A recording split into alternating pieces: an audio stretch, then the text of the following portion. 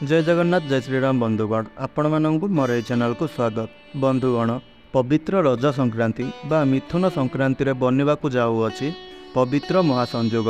आपण एही दिन घरर तीनोटी जगार लक्ष्मी नियंतु लुण देखिए आपणकर समस्त प्रकार मनस्कामना निश्चय भाव में पूर्ण हेब आउ आपणकर गृह को धनर आगमन हेब। बंधुगण आमर हिंदू धर्म रे संक्रांतिर बहुत अधिक महत्व रही है। आउ एही दिन रे करा जाइतिबा कार्य गुड़िक अनेक प्रकार शुभ फल प्रदान करिथाए। आमर शास्त्र रे सूर्यदेवंकर गोटे राशि अन्य एक राशि को चलन करने को संक्रांति बोली कह जाइथाए। पूर्व मासरे सूर्यदेव वृष राशि रे प्रवेश करथिले जहाकू आमे वृष संक्रांति बोली कहिथाउ। हेले बंधुगण मात्र एही वर्ष एही मास जून 15 तारिख रे सूर्यदेव वृष राशि मिथुन राशि को चलन करिवे जहाकू आमे माने मिथुन संक्रांति बा रज संक्रांति बोली कहिथाउ। आउ एही मिथुन संक्रांति रे अनेक गुड़िए दुर्लभ संयोग गुड़िक बनुअछि। तेबे आपण चुपचाप एही तीनोटी जगार रखि दियंतु लुण आउ करिनियंतु एही लुणर प्रयोग। एहा द्वारा आपणकर गृह को हेब धनर आगमन। तो बंधुगण एही सामान्य लुणटी किपरि आम मानकु धनवान बनाई थाए आउ किपरि एही लुणटी धन को चुंबक परि आकर्षित करिथाए। तेबे बंधुगण आपण माने जदि एहा पछर सत्यता को जानिबे तेबे आपण माने मध्य एही उपाय गुड़िक माध्यम रे धनवान होई परिबे। बंधुगण केउ पुराना जुगरु ही आमे माने लुणर व्यवहार करि आसुचे आउ एही लुण ना केवल आमर खाद्य को स्वादिष्ट बनाई थाए बरं एहा व्यतीत मध्य यार अनेक गुड़िए उपकारिता रही अछि। जदि मनुष्य शरीर में लुणर कमी रही थाए तेबे मनुष्य शरीर में अनेक गुड़िए रोग मध्य सृष्टि होई पारे एवं शरीर में लुणर मात्रा अधिक हेबा द्वारा मध्य आपणक शरीर में रोग सृष्टि होई थाए। तेबे बंधुगण एपरि माना जाइथाए जे लुण आपणको अति शीघ्र धनी बनाई पारे। चमत्कारी भाव में एही लुणटी आपणको लाभ प्रदान करिथाए आउ लुण मध्य सकारात्मक ऊर्जार भंडार मध्य भरी हुई रही थाए। लुण को नहीं एपरि किछि उपाय गुड़िकर प्रचलन रही। जदि आपण एही उपाय गुड़िक करि नेउछंती तेबे आपण मध्य निश्चय आपणकर गरीबी को दूर करिपारिबे आउ लुणर एही उपाय राताराति आपणकर भाग्य को मध्य चमकाई देइथाए। तेबे बंधुगण आसंतु जानि नेबा लुणर किछि खास उपाय संपर्क में। तेबे बंधुगण एही उपायटी को आपण कौनसी भी दिन रे एवं कौनसी भी समय रे करि परिबे। आपण आपणकर सुविधा अनुसार मध्य करि परिबे। एही उपायटी आपणकर समस्त इच्छा को मध्य पूरण करिवो। आपणक मन रे थिबा प्रत्येक इच्छा को आपण एही उपाय माध्यम रे मध्य पूरण करि परिबे। एही उपाय रे एते शक्ति रही थाए जे जहाकू आपण सहजरे विश्वास करिपारिबे नहीं। बंधु माने तले लुण पड़ाकू अशुभ बोली माना जाइथाए आउ लुण को चंद्र एवं शुक्रंकर प्रतीक बोली माना जाइथाए। आपण जदि लुण को कौनसी प्लास्टिक किंबा स्टील पात्र रे रखुचंती तेबे बंधुगण एहा द्वारा शनि एवं चंद्रंकर मिलन होइथाए जहाँकि आपणक पई घातक साब्यस्त होइथाए जहार प्रभाव रे मध्य आपण कांगाल होई पारंती।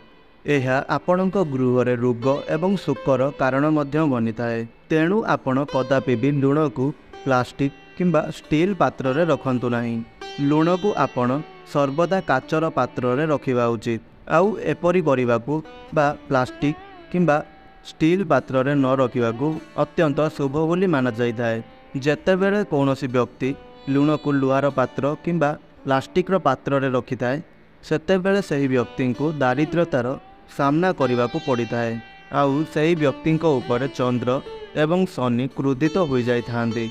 बंधु माने आपण बेले बेले तो यह निश्चय देखिथिबे जे आपणकर खाद्य जदि लुणर मात्रा कम हो जाए तेबे आपण लुण नहीं खाद्य पकाई थांती एवं जहाँ बड़का लुण बली पड़े ताहाकू आपण फोपाड़ी दे थांती किंबा सही लुणर हाथ को आपण निजर शरीर रे किंबा आपण पिंधिथिबा वस्त्र रे पोछि दे थांती। मात्र बंधुगण एहाकू बहुत अशुभ बोली माना जाइथाए कारण लुण तले पड़ाकू अशुभ बोली माना जाइथाए। लुण तले पकाइबा द्वारा आपणकर कुंडली रे चंद्रमा एवं शुक्र दुर्बल हो जाइथांती जहा द्वारा देवी लक्ष्मी आपणकर गृह छाड़ी चली जाइथांती एवं आपणको दारिद्रता एवं गरीबी भली समस्यार सामना करने को पड़ी थाए। बंधुगण उद्धार रे केबे काहाठारू लुण धार आनी खाइबा ଅନୁଚିତ ହୋଇଥାଏ। ଲୁଣକୁ ଆପଣ ସଦାସର୍ବଦା ନିଜର ପଇସାରେ କିଣିକରି ଆଣିବା ଉଚିତ, ଯାହାଦ୍ୱାରା ଆପଣଙ୍କର ଚନ୍ଦ୍ର ଏବଂ ଶନି ମଜବୁତ ହୋଇଥାନ୍ତି। ଯଦି ଆପଣ କୌଣସି ବ୍ୟକ୍ତିଙ୍କ ଠାରୁ ଉଧାରରେ ଆଣି ଲୁଣ ଖାଇଛନ୍ତି ଏବଂ ତାଙ୍କୁ ପଇସା ଦେଇନାହାନ୍ତି, ତେବେ ଏହାଦ୍ୱାରା ଆପଣଙ୍କୁ ଶନିଦେବଙ୍କର ଉପର ଶିକାର ହେବାକୁ ପଡ଼ିଥାଏ। ବନ୍ଧୁଗଣ, ଏପରି ମଧ୍ୟ ମାନାଯାଇଥାଏ ଯେ ସନ୍ଧ୍ୟା ସମୟରେ ଆପଣ କାହାଠାରୁ ଲୁଣ ନେବା କିମ୍ବା କାହାକୁ ଲୁଣ ଦେବା ଏହା ଅନୁଚିତ ହୋଇଥାଏ। ଆପଣ ଯଦି ସନ୍ଧ୍ୟା ସମୟରେ କାହାକୁ ଲୁଣ ଦେଉଛନ୍ତି, ତେବେ ଲୁଣ ସହିତ ଆପଣଙ୍କ ଘରର ସୁଖ ସମୃଦ୍ଧି ମଧ୍ୟ ଚାଲିଯାଇଥାଏ। ଏହା ସହିତ ମଧ୍ୟ ଲୁଣ ନେଉଥିବା ବ୍ୟକ୍ତିଙ୍କର କ୍ଷତି ମଧ୍ୟ ହୋଇଥାଏ। ସେଥିପାଇଁ ସନ୍ଧ୍ୟା ସମୟରେ କାହାଠାରୁ ଲୁଣ ନେବା କିମ୍ବା କାହାକୁ ଲୁଣ ଦେବା ଏହା ଠିକ୍ ହୋଇନଥାଏ। ବନ୍ଧୁମାନେ, ଆପଣ ଲୁଣ ମିଶ୍ରିତ ଜଳ ଦ୍ୱାରା ଘରେ ପୋଛା ଲଗାଇବା ଦ୍ୱାରା ଆପଣଙ୍କର ଘରେ ଥିବା ସମସ୍ତ ନକାରାତ୍ମକ ଶକ୍ତି ଗୁଡ଼ିକ ଦୂର ହୋଇଯାଇଥାଏ। ତେଣୁ ସପ୍ତାହରେ ଆପଣ 2ରୁ 3 ଥର ନିଶ୍ଚୟ ଭାବରେ ପାଣିରେ ଲୁଣ ପକାଇ ଆପଣଙ୍କୁ ସେହି ପାଣିରେ ଘରକୁ ପୋଛା ଲଗାଇବା ଉଚିତ। ମାତ୍ର ଏହି ଗୋଟିଏ କଥାର ଧ୍ୟାନ ରଖିବେ ଯେ ଲୁଣ ମିଶ୍ରିତ ପାଣିରେ ଆପଣ ଘରେ ଦ୍ୱିପ୍ରହର ସମୟରେ କେବେ ବି ପୋଛା ଲଗାଇବେ ନାହିଁ, କାରଣ ଦ୍ୱିପ୍ରହର ସମୟରେ ଘରେ ପୋଛା ଲଗାଇବା ମଧ୍ୟ ଏହା ଅନୁଚିତ ହୋଇଥାଏ। ଆପଣ ସଦାସର୍ବଦା ଘରେ ସକାଳ ସମୟରେ ପୋଛା ଲଗାଇବା ଉଚିତ।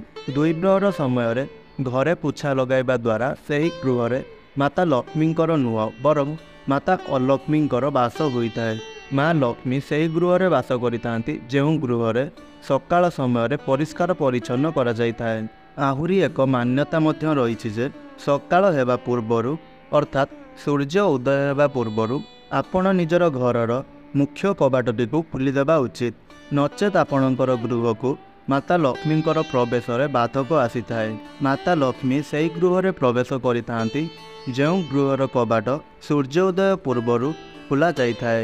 ତେବେ ବନ୍ଧୁଗଣ, ଲୁଣର ଏକ ଏପରି ଗୋଟିଏ ଉପାୟ ରହିଛି ଯେଉଁ ଉପାୟ ଦ୍ୱାରା ଯଦି ଆପଣଙ୍କ ଘର ଉପରେ କାହାର କଳା ଯାଦୁ ବା ତନ୍ତ୍ରମନ୍ତ୍ରର ପ୍ରଭାବ ରହିଛି, କୌଣସି କଳା ବିଦ୍ୟାର ପ୍ରଭାବ ରହିଛି କିମ୍ବା କୌଣସି ନକାରାତ୍ମକ ଶକ୍ତିର ପ୍ରଭାବ ରହିଅଛି କିମ୍ବା ଆପଣଙ୍କ ଘର ଉପରେ ଯଦି କାହାର ନଜର ଲାଗିଅଛି, ତେବେ ସେହି ସମସ୍ତ ଦୋଷ ଗୁଡ଼ିକରୁ ଆପଣଙ୍କୁ ରକ୍ଷା ମିଳିପାରିବ।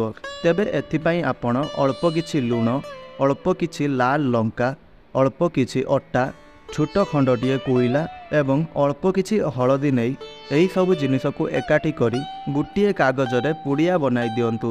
ଏହାପରେ ଯେଉଁ ବ୍ୟକ୍ତି ଜଣକୁ ନଜର ଲାଗିଅଛି ସେହି ବ୍ୟକ୍ତିଙ୍କର ମୁଣ୍ଡ ଉପରେ ଏହି ପୁଟୁଳିଟିକୁ ବା ଏହି ପୁଡ଼ିଆଟିକୁ 7 ଥର ଘୁରାଇ ତାପରେ ଚୁପଚାପ ଆପଣ ଏହାକୁ ନେଇ ଅଗ୍ନିରେ ଜଳାଇ ଦିଅନ୍ତୁ। ଏହିପରି କରିବା ଦ୍ୱାରା ବ୍ୟକ୍ତିଙ୍କ ଉପରେ ଥିବା ସମସ୍ତ ନକାରାତ୍ମକ ଶକ୍ତିର ପ୍ରଭାବ, ନଜର ଦୋଷ, କଳା ଯାଦୁର ପ୍ରଭାବ ଦୂର ହୋଇଯାଇଥାଏ। ଏହି ଉପାୟଟି ବହୁତ ପ୍ରାଚୀନ କାଳରୁ ହିଁ ଚାଲି ଆସୁଅଛି।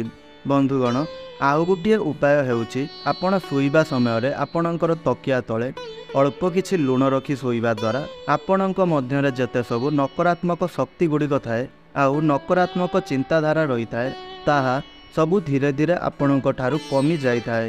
ତେବେ ବନ୍ଧୁଗଣ, ଆପଣ ଯେତେବେଳେ ନିଜର ତକିଆ ତଳେ ଲୁଣ ରଖୁଛନ୍ତି, ଆପଣ ସେହି ଲୁଣକୁ କଳା କପଡ଼ାରେ ବାନ୍ଧି କରି ରଖନ୍ତୁ। ବନ୍ଧୁମାନେ, ଆପଣମାନେ ଏହା ମନେ ରଖିବେ ଯେ ଚାରେ ଭୁଲରେ ବି କେବେ ଲୁଣ ପକାଇବେ ନାହିଁ। ଏମିତିରେ ତ ଚାରେ କେହି ବି ଲୁଣ ପକାନ୍ତି ନାହିଁ, ମାତ୍ର ଯଦି ଆପଣ ଚାରେ ଲୁଣ ପକାଉଛନ୍ତି ତେବେ ଏହା ଆପଣଙ୍କର ଶରୀର ପାଇଁ ଘାତକ ସାବ୍ୟସ୍ତ ହୋଇଥାଏ। ଏପରି କରିବା ଦ୍ୱାରା ମଧ୍ୟ ଶରୀରରେ ରକ୍ତହୀନତା ମଧ୍ୟ ଦେଖାଦେଇଥାଏ। ବନ୍ଧୁମାନେ, ଯଦି ଆପଣଙ୍କର କୁଣ୍ଡଳୀରେ କୌଣସି ପ୍ରକାରର ବି ଗ୍ରହ ଦୋଷ ରହିଅଛି, ତେବେ ଆପଣମାନେ ଶନିବାର ଦିନ ନିଶ୍ଚୟ ଭାବରେ ଲୁଣର ଦାନ କରନ୍ତୁ, କାରଣ ଶନିବାର ଦିନ ଆପଣ ଲୁଣ ଦାନ କରିବା ଦ୍ୱାରା ଆପଣଙ୍କୁ ନବଗ୍ରହଙ୍କର ଫଳ ବା ଶୁଭ ଫଳ ପ୍ରାପ୍ତି ହୋଇଥାଏ ଆଉ ଶନି ଗ୍ରହଙ୍କର ଅସୀମ କୃପା ଆପଣଙ୍କୁ ପ୍ରାପ୍ତ ହୋଇଥାଏ। ତେବେ ବନ୍ଧୁମାନେ, ଲୁଣର ଏକ ଚମତ୍କାରୀ ଉପାୟ ମୁଁ ଆପଣମାନଙ୍କୁ କହିବା ପାଇଁ ଯାଉଅଛି। ଯଦି ଆପଣଙ୍କ ଗୃହରେ ଆର୍ଥିକ ସଙ୍କଟ ଗୁଡ଼ିକ ଲାଗି ରହିଅଛି, ଯେତେ ପଇସା ଗୁଡ଼ିକ ଆପଣ ରୋଜଗାର କଲେ ମଧ୍ୟ ଆପଣ ତାହାକୁ ସଞ୍ଚୟ କରିବାରେ ସମର୍ଥ ହୋଇପାରୁନାହାନ୍ତି ଆଉ ଆପଣଙ୍କର ଜୀବନରେ ଅଯଥା ଖର୍ଚ୍ଚ ଗୁଡ଼ିକ ବଢ଼ି ଯାଉଅଛି, ତେବେ ବନ୍ଧୁଗଣ, ଆପଣ ଏହିସବୁ ସମସ୍ୟା ଗୁଡ଼ିକୁ ଦୂର କରିବା ପାଇଁ ଗୋଟିଏ କାଚର ଗିନା ଆପଣ ନେଇଯାଆନ୍ତୁ ଆଉ ସେହି କାଚର ଗିନାରେ ଆପଣ ଲୁଣ ଭରି ଦିଅନ୍ତୁ ଏବଂ ସେହି କାଚର ଗିନାରେ ଯେଉଁଥିରେ ଆପଣ ଲୁଣ ଭରି କରିଥିବେ ସେଥିରେ ଆପଣ ଚାରି ପାଞ୍ଚଟି ଲବଙ୍ଗ ଭରି ଦିଅନ୍ତୁ। ତାପରେ ସେହି ଗିନାଟିକୁ ଆପଣ ଘରର କୌଣସି ଏକ କୋଣରେ ରଖିଦିଅନ୍ତୁ। ଏହିପରି ଆପଣ କରିବା ଦ୍ୱାରା ଆପଣଙ୍କ ଗୃହରେ ସକାରାତ୍ମକତାର ସଞ୍ଚାର ହୋଇଥାଏ ବା ସକାରାତ୍ମକ ଶକ୍ତିର ସଞ୍ଚାର ହୋଇଥାଏ, ଯାହା ଫଳରେ ଆପଣଙ୍କର ଧନ ସମ୍ବନ୍ଧିତ ସମସ୍ୟା ଗୁଡ଼ିକ ମଧ୍ୟ ଦୂର ହୋଇଥାଏ। କାରଣ ଘରେ ଯେତେବେଳେ ନକାରାତ୍ମକ ଊର୍ଜାର ଅଧିକତା ବଢ଼ିଥାଏ, ଅର୍ଥାତ୍ ଆମ ଗୃହରେ ସକାରାତ୍ମକ ଊର୍ଜାର କମି ହୋଇଥାଏ, ସେହି ସମୟରେ ଗୃହରେ ଆର୍ଥିକ ସଙ୍କଟ ଦେଖାଯାଇଥାଏ। ତେଣୁ ଆମେ ଯଦି ଆମର ଗୃହରୁ ନକାରାତ୍ମକ ଊର୍ଜା ଗୁଡ଼ିକୁ କମ୍ କରି ସକାରାତ୍ମକ ଊର୍ଜାର ବୃଦ୍ଧି କରିବା, ତେବେ ଆପେ ଆପେ ଆମ ଜୀବନରୁ ଧନଜନିତ ସମସ୍ୟା ଗୁଡ଼ିକ ଦୂର ହୋଇଯିବ। ଏହା ବ୍ୟତୀତ ଯଦି ଆପଣ ପାଣିରେ ଅଳ୍ପ କିଛି ଲୁଣ ମିଶାଇ ସ୍ନାନ କରୁଛନ୍ତି, ତେବେ ଏହାଦ୍ୱାରା ଆପଣଙ୍କ ମଧ୍ୟରେ ଥିବା ନକାରାତ୍ମକ ଊର୍ଜା ଗୁଡ଼ିକ ମଧ୍ୟ ଦୂର ହୋଇଯାଇଥାଏ। ତେବେ ବନ୍ଧୁଗଣ, ଏହି କଥାରେ ମଧ୍ୟ ମନେ ରଖିବେ ଯେ ଆପଣଙ୍କୁ ମୁଁ ପୂର୍ବରୁ କହି ରଖିଛି ଯେ ଆପଣ ଲୁଣ ମିଶ୍ରିତ ଜଳ ପାଣିରେ ବା ଲୁଣ ମିଶ୍ରିତ ଜଳରେ ଆପଣ ନିଜର ଗୃହକୁ ପୋଛିବା ଦ୍ୱାରା ଆପଣଙ୍କ ଘରୁ ନକାରାତ୍ମକ ଶକ୍ତିରେ ଦୂର ହୋଇଥାଏ। ହେଲେ ଆପଣ ରବିବାର, ମଙ୍ଗଳବାର, ଗୁରୁବାର ଏହି ବାରରେ ଭୁଲରେ ବି କେବେ ଆପଣ ଲୁଣ ମିଶ୍ରିତ ଜଳରେ ଘରକୁ ପୋଛା ଲଗାଇବେ ନାହିଁ। ଯଦି ଆପଣଙ୍କୁ କୌଣସି ଲମ୍ବା ସମୟ ଧରି ବିମାରୀ ଲାଗି ରହିଅଛି ଆଉ ଆପଣ କୌଣସି ଏକ ରୋଗରେ ରୋଗାଗ୍ରସ୍ତ ଅଛନ୍ତି, ତେବେ ଆପଣ ଆପଣଙ୍କର ମୁଣ୍ଡ ପାଖରେ ଗୋଟିଏ କାଚର ଜାରରେ କିମ୍ବା କୌଣସି ଏକ କାଚର ପାତ୍ରରେ ଅଳ୍ପ କିଛି ଲୁଣ ରଖନ୍ତୁ ଏବଂ ପ୍ରତ୍ୟେକ ସପ୍ତାହରେ ଆପଣ ସେହି ଲୁଣକୁ ବଦଳାଇ ଆଉ ନୂଆ ଲୁଣ ରଖିଦିଅନ୍ତୁ। ଦେଖିବେ ସେହି କାଚର ପାତ୍ରରେ ଲୁଣ ପରିବର୍ତ୍ତନ କରିବା ଭଳି ଆପଣଙ୍କ ସ୍ୱାସ୍ଥ୍ୟରେ ମଧ୍ୟ ପରିବର୍ତ୍ତନ ପରିଲକ୍ଷିତ ହେବ। ତେବେ ବନ୍ଧୁମାନେ, ମୋର ଏହି ଭିଡ଼ିଓଟି ଯଦି ଆପଣମାନଙ୍କୁ ଭଲ ଲାଗିଥାଏ, ତେବେ ମୋର ଏହି ଭିଡ଼ିଓଟିକୁ ଗୋଟିଏ ଛୋଟ ଲାଇକ୍ ନିଶ୍ଚୟ କରନ୍ତୁ ଏବଂ ତଳେ ଆସୁଥିବା କମେଣ୍ଟ ବକ୍ସରେ ଜୟ ମାତା ଲକ୍ଷ୍ମୀ ନିଶ୍ଚୟ ଲେଖନ୍ତୁ। ଆଉ ଯଦି ଆମର ଏହି ଚ୍ୟାନେଲରେ ଆପଣ ନ୍ୟୁ ଅଛନ୍ତି, ତେବେ ଆମର ଏହି ଚ୍ୟାନେଲଟିକୁ ସବସ୍କ୍ରାଇବ୍ କରି ଆମ ସହିତ ଆପଣ ଯୋଡ଼ି ହୋଇ ରୁହନ୍ତୁ। ଆଉ ଭିଡ଼ିଓଟିକୁ ଆପଣ ଶେଷ ପର୍ଯ୍ୟନ୍ତ ଦେଖିଥିବାରୁ ଆପଣମାନଙ୍କୁ ବହୁତ ବହୁତ ଧନ୍ୟବାଦ। ଜୟ ଜଗନ୍ନାଥ।